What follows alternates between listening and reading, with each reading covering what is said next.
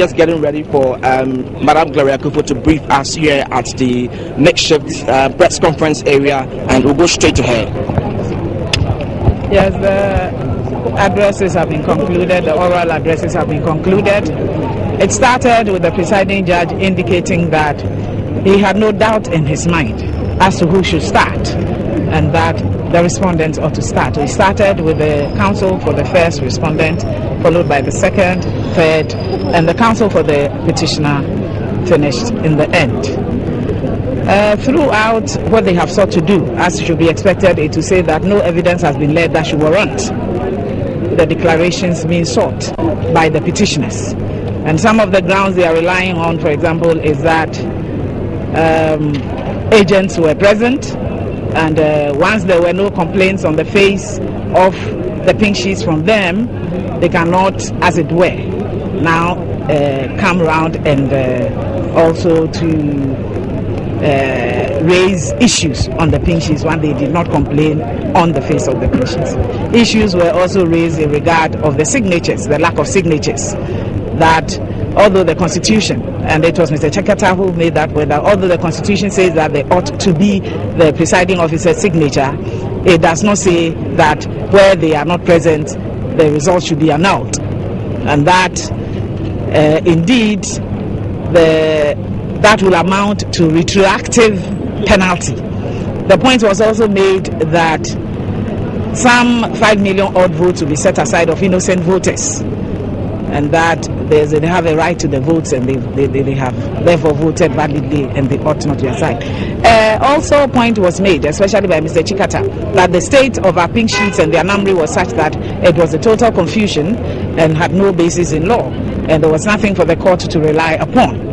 Our response to these matters is that the numbers are solidly there, as against Mr. Chikata's position that we have started with 11,842 and have ended with 10,119. I think that KPMG put that matter to rest, because after the pink sheets were counted, it was noticed that there were indeed more than what we had filed. When you take, they up to today, as we speak, never disclose what they have. We can fairly assume that they had all the numbers, because if they did not, one would have expected that they would come out and say that these are the numbers we got, we did not get all of them. They did not. The few that they cross-examined Dr. Bawumia on disclosed that they had substantial numbers, over 600. We also made the point that where the Constitution says that you shall sign a document, it is mandatory, and it is not up to anybody to put any other interpretation on it. Besides, the provision in the Constitution, that is Article 49(3), which requires that as a presiding officer must sign, it is an entrenched clause. When you say it's entrenched, it means that you cannot even amend it without going to a referendum. And that should tell you how serious the drafters of the Constitution regarded the signature of the presiding officer on a pink sheet, which forms the basis of the declaration that Dr. Aferijan made. Issue was also taken on the fact that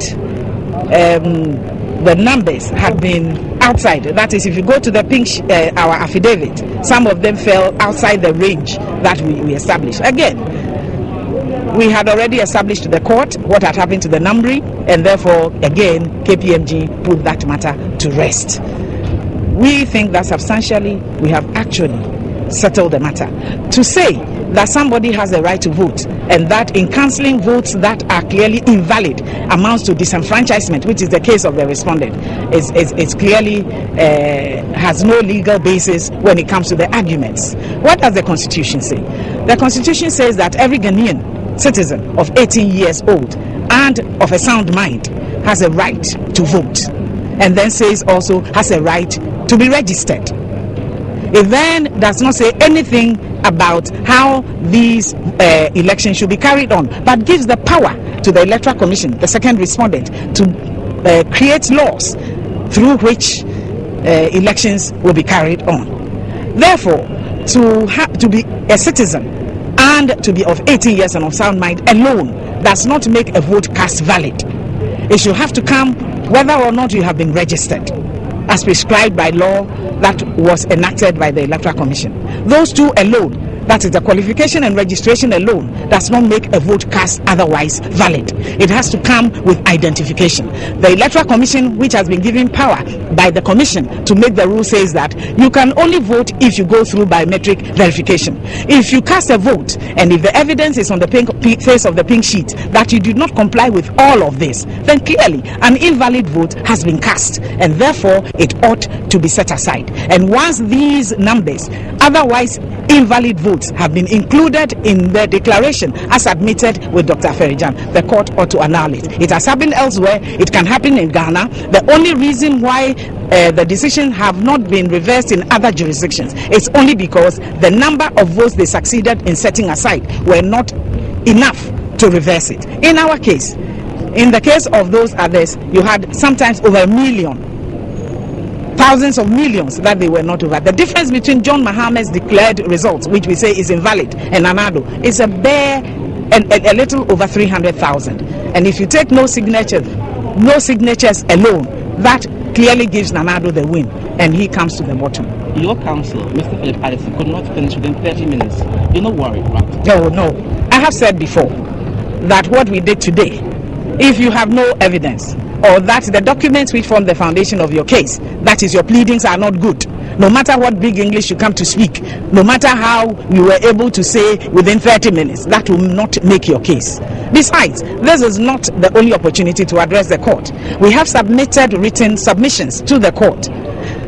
The legal arguments alone cover 176 pages, supported by illustrative and explanatory tables, which are contained in 2 volumes, volumes 2A and 2B, which count to over 1,600 pages. So our case, in our view, is already made, and this will not make the difference. I had made the case before, and to the media, that it is not simply possible to put out the strong case that we have established before the court in 30 minutes. So it did not come to me as a surprise. Many were those who thought that the 15-day count will begin from today. Fortunately, they don't come back again for addresses. Well, that was the speculation, but it is for the court to determine. The law says that after proceedings are closed, effectively the proceedings are not closed yet.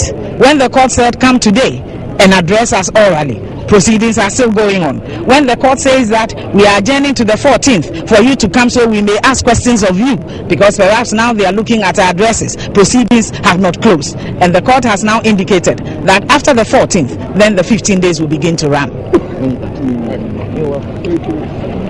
So that's it, viewers.